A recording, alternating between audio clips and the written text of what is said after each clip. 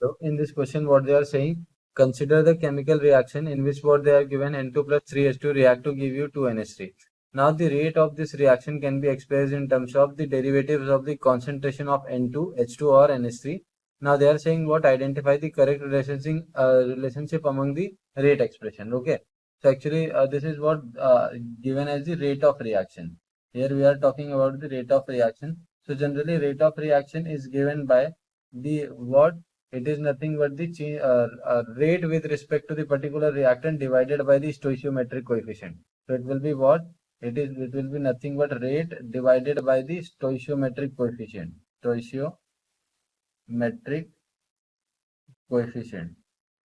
So whenever you have to write, see, rate of appearance and in rate of appearance and disappearance, the stoichiometric coefficient are not taken into account. But when you are talking the rate of the reaction, so rate of the reaction will be with respect to the stoichiometric coefficient only. Okay. Now what is the chemical reaction that is given to us? So it is what? ROR, rate of reaction, is what? Rate divided by the stoichiometric coefficient. Now the reaction that is given to us, N2 plus 3H2 react to give you what? 2NH3. Now if you have to write the rate of reaction, so here I am writing with the other pen. So rate of reaction will be equal to what? It will be minus dN2, which is what? Change in concentration of N2 per unit time divided by the stoichiometric coefficient. Since stoichiometric coefficient is 1, so we are not taking into account the or we are not writing it in the denominator part. And this negative sign indicating what? This is indicating that the concentration of N2 is decreasing since it is a reactant. Now similarly for H2, it will be what? A change in concentration of H2 with per unit time divided by the stoichiometric coefficient. Now the stoichiometric coefficient of H2 is 3. So we have divided it by the stoichiometric coefficient of H2, and which will be equal to what? It will be equal to 1 by 2. Now why the positive sign is there, not negative? Because the NH3 is what? It is the product parts, and product is getting formed in the chemical reaction. That's why we are taking considering the positive sign. Okay. So this will be change in concentration of NH3 per unit time. So this is the required rate expression for the rate of reaction. Okay. So this was the only key catch.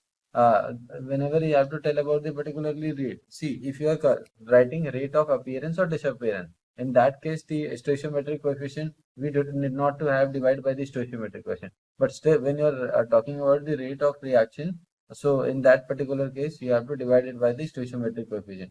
So correct answer will be your option number A, because in option number A that is given very clearly. Okay. And in rest of the option that is not correct.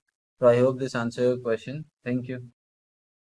Question है, if I is the intensity of an absorbed light and C is the concentration of AB for the photochemical process, AB plus H nu gives AB star, the rate of formation of AB star is directly proportional to.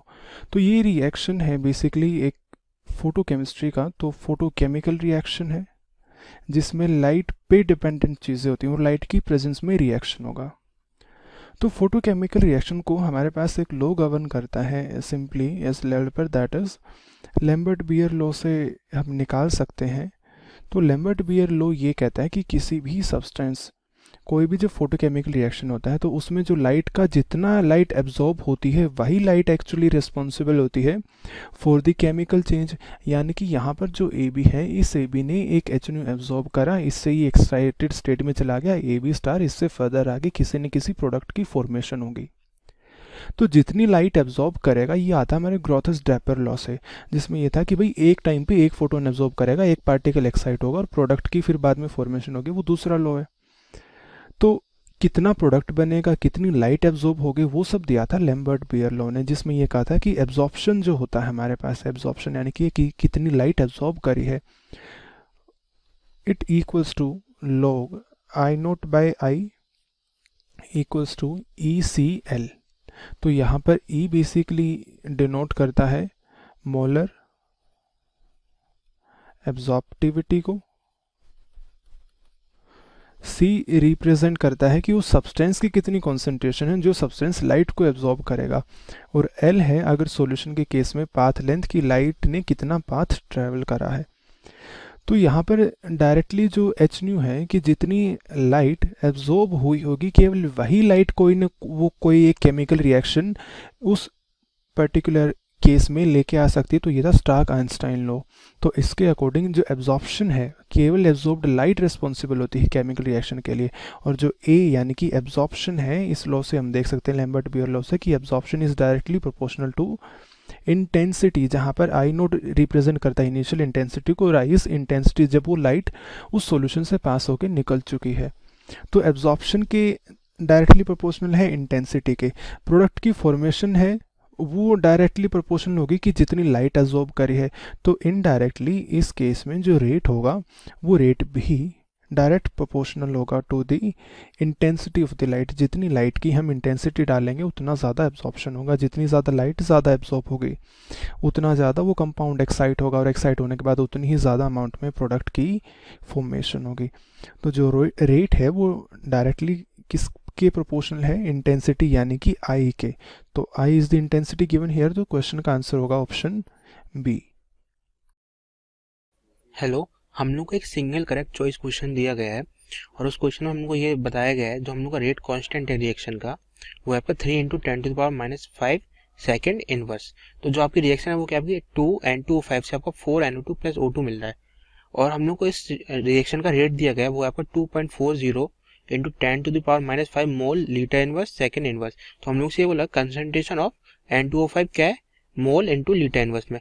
तो आप ध्यान से देखें इस question में जो आपका unit है जिसका के का वो क्या है आपका सेकेंड इनवर्स, यानी कि आपका जो जैसे अपन को पता है जो फर्स्ट ऑर्डर में जो आपका रेट कांस्टेंट का यूनिट होता है वो होता है आपका टाइम इनवर्स। यानी टाइम क्या हो सकता है आपका मिनट हो सकता है, सेकंड हो सकता है, आर हो सकता है।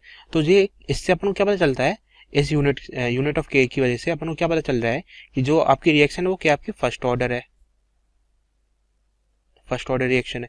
तो अपन क्या करते हैं, रेट लिखते हैं इसका, रेट इक्वल्स टू के इंटू N2O5 की पावर 1, यानी कि जो फर्स्ट ऑर्डर रिएक्शन है।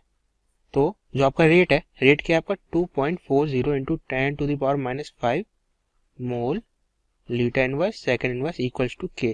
के की वैल्यू क्या है 3 × 10⁻⁵ सेकेंड इनवर्स इंटू N2O5 का कंसेंट्रेशन। तो आप ध्यान से देखें सेकेंड इनवर्स से सेकेंड इनवर्स कैंसिल हो जाएगा आपका, 10⁻⁵ से 10⁻⁵ कैंसिल हो जाएगा, 3 से आपका 2.40 जाएगा तो यहाँ बचेगा 0.8। तो यानी कि क्या हो गया आपका आंसर, क्या हो गया आपका कंसंट्रेशन ऑफ N2O5 क्या हो गया आपका, वो हो गया 0.8 मोल लीटर इनवर्स। तो इसका आंसर कौन सा हो जाएगा, option D. Hello everyone, let's start the question. The question says that assertion: a catalyst increases the rate of reaction without itself undergoing any permanent chemical change.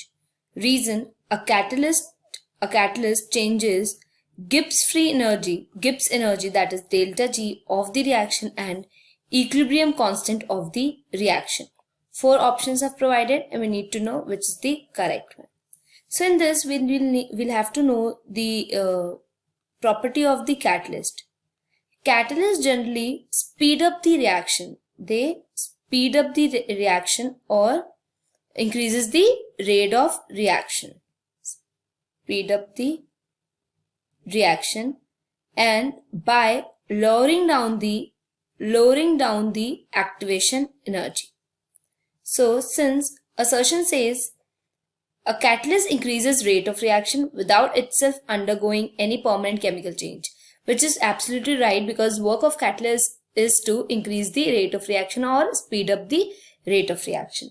Second, catalyst changes the Gibbs free energy of the reaction and equilibrium constant of the reaction. Catalyst does not change enthalpy. It does not change either enthalpy or internal energy, temperature or Gibbs free energy.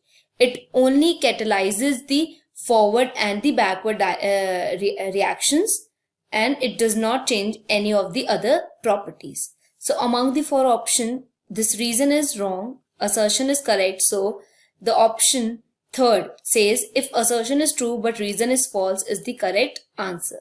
Thank you.